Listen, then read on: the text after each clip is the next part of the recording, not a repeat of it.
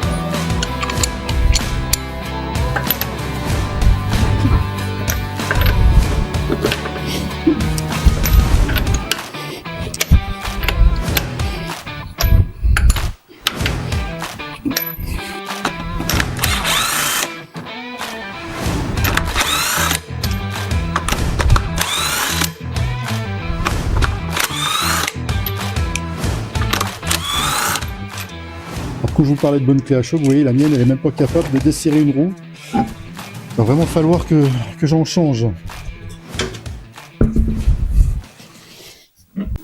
Alors pour pouvoir accéder aux vis qui tiennent le roulement, donc elles sont à l'arrière ici, je peux pas trop vous montrer parce que c'est vraiment quasiment inaccessible.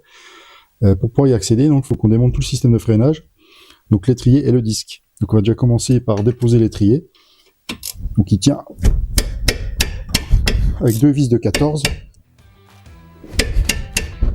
C'est un petit peu serré quand même.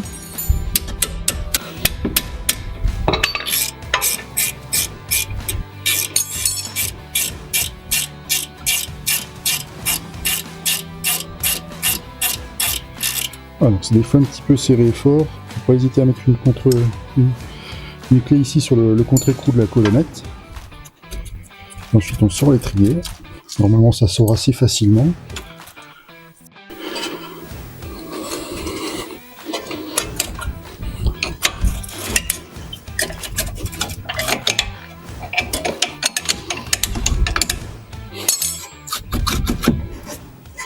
Puis pour éviter de forcer sur les flexibles de frein, un petit crochet dans le ressort de suspension, puis on peut accrocher notre étrier comme ça au-dessus. Et il ne nous gêne plus. Maintenant, on va procéder au démontage de la chape de l'étrier. Donc c'est le morceau là qui tient l'étrier sur le moyeu et qui maintient les plaquettes également. On va faire sauter les plaquettes. On profite pour regarder leur état d'usure. Elles sont plus neuves, mais elles peuvent encore faire le job.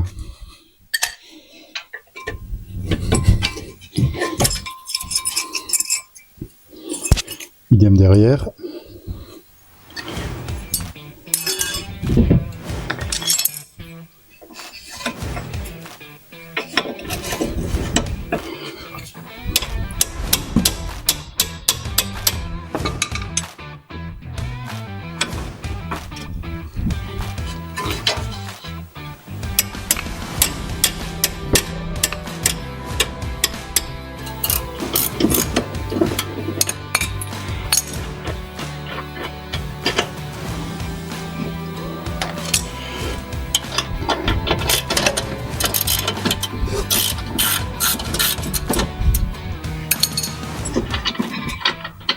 Voilà.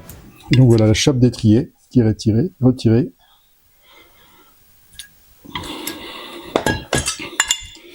On peut maintenant enlever le disque. Et non, donc on a accès au roulement qui est là et qui tient par 4 vis, mais qui sont sur l'arrière. On va pouvoir y accéder par ici maintenant qu'on a enlevé tout le système de freinage. Alors avant d'aller plus loin dans le montage, on va quand même vérifier que la pièce qu'on a commandée est la bonne, notamment au niveau de l'anthrax des goujons de fixation ici. Donc voilà, on est bien sûr du 5 par 100 comme à l'origine. Les fixations ont l'air de correspondre. Un petit coup de dégrippant sur les vis de fixation, ça peut pas faire de mal. Ainsi que sur la pose ici, ça aidera toujours à le décoller au moment du démontage. Et puis après, on va aller chercher les vis par l'arrière. Donc logiquement, chez Subaru, c'est du 14.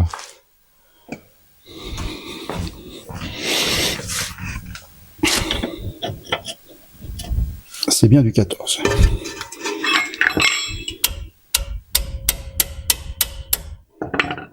Je vais les desserrer avec un petit coup de marteau.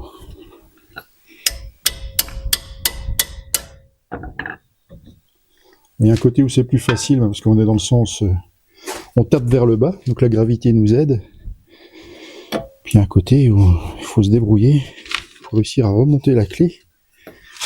C'est un peu moins évident. Mais ça vient.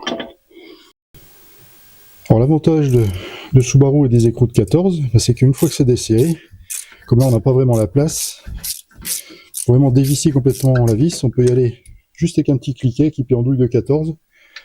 Et là on est vraiment confortable. On peut y accéder très facilement. Et on peut dévisser sans trop se coincer les mains de partout.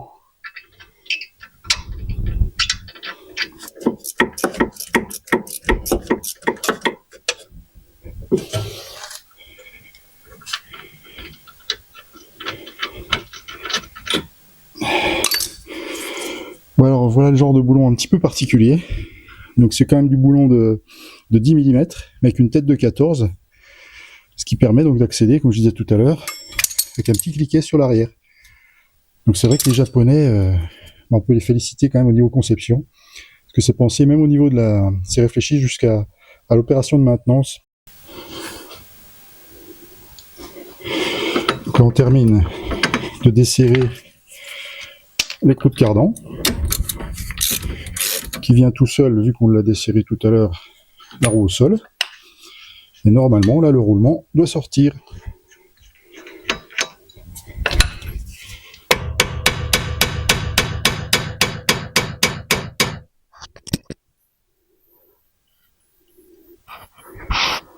On lui a un petit peu grippé dans son emplacement. À force de taper et avec le dégrippant, ça devrait sortir.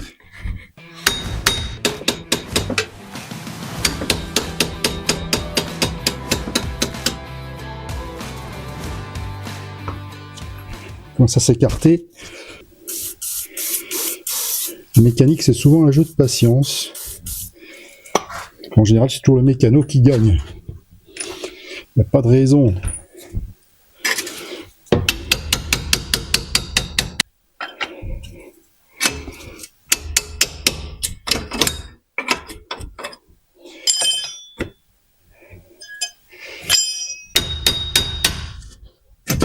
Et voilà.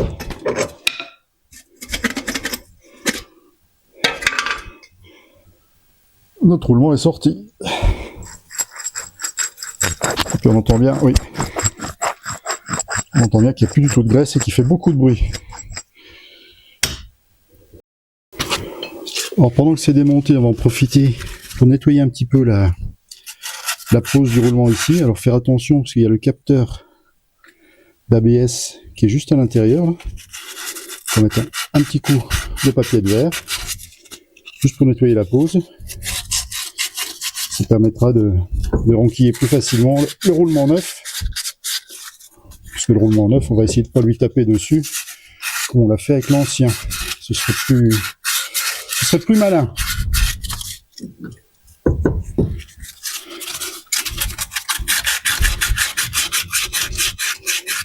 C'est cette corrosion-là qui nous bloquait l'ancien roulement pour le sortir.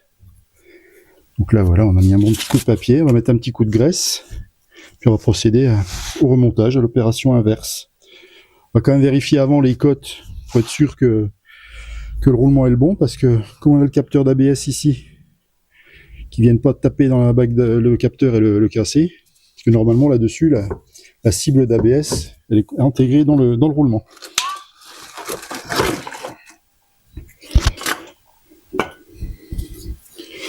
Vérifier aussi que les cannelures sont les bonnes. Oui. Ça va bien. Donc on est sur le bon modèle. Il n'y a pas de doute. Voilà. Qui revient comme ça. Petit coup de graisseau au cuivre. C'est assez épais. Ça résiste aux températures. Vu qu'on est près du système de freinage, c'est judicieux.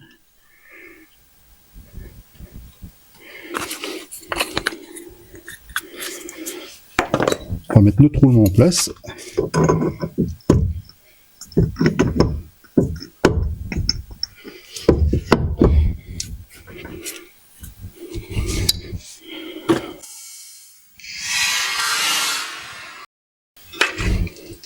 Donc, ne pas oublier de remettre le flasque de frein comme je viens de faire. Et on remet le roulement.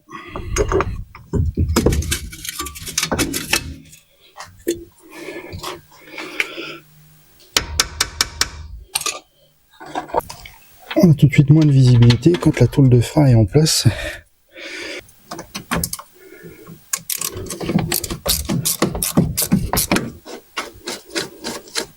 Pour l'approche, voilà, on peut le faire aussi avec un tournevis qui se met en bout du cliquet. Ça permet d'avoir un peu la main, de rapprocher notre roulement plus vite. Notre vis, pardon, plus vite.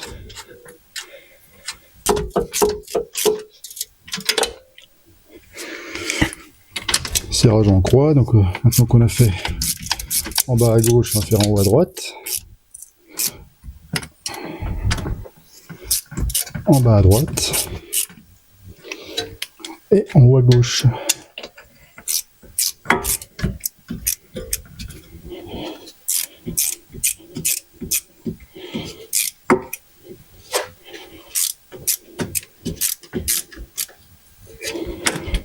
Maintenant on resserre avec la grosse clé, en faisant toujours attention à notre fil d'ABS.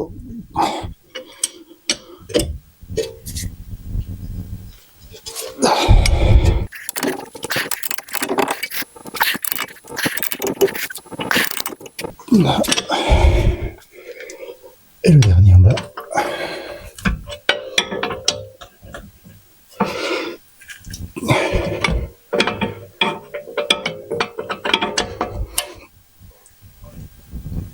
Voilà, on est bien.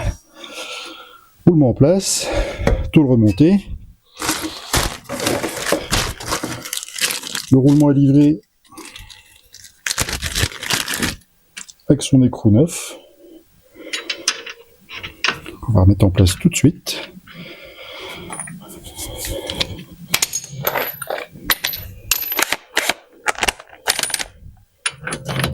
Alors on va l'approcher à la clé à choc. On le resserrera définitivement et on le freinera une fois la roue au sol. Donc maintenant on procède à l'opération inverse. Remontage de la chape de frein, remontage des plaquettes, remontage de l'étrier. du disque avant, bien sûr. Et puis, on remet la roue, on repose la voiture au sol.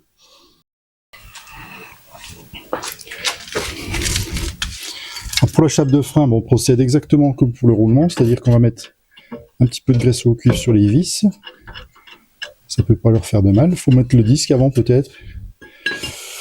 Je suis un petit peu étourdi sur ce coup-là. Mais d'abord le disque, sinon on aura un peu plus de mal à le rentrer.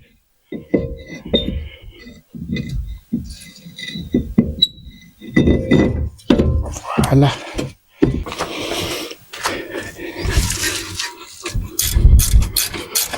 Donc là on remonte la chape de frein.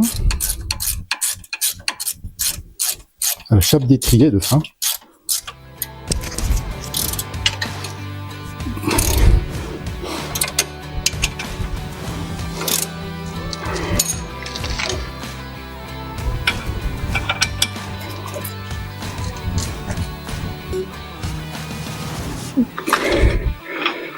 Faut la serrer bien fort, hein, c'est quand même un organe de sécurité. On vérifiera à la clé dynamo après.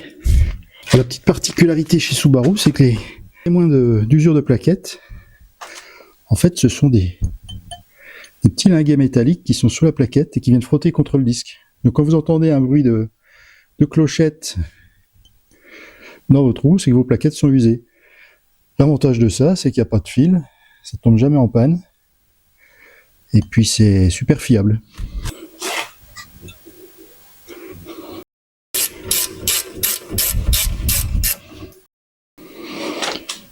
Et donc dernière opération, on remonte la roue, puis après on pourra aller faire un essai routier pour valider que le bruit venait bien du roulement. Mais vu le bruit qu'il faisait à la main quand on l'a démonté, il n'y a aucun doute là-dessus.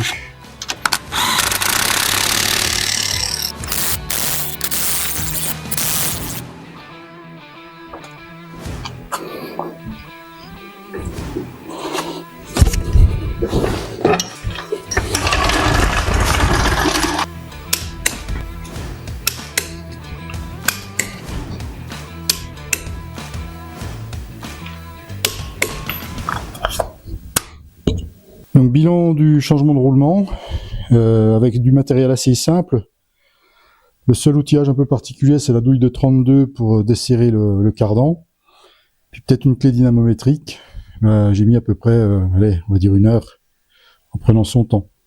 Voilà, donc opération assez facile à réaliser soi-même.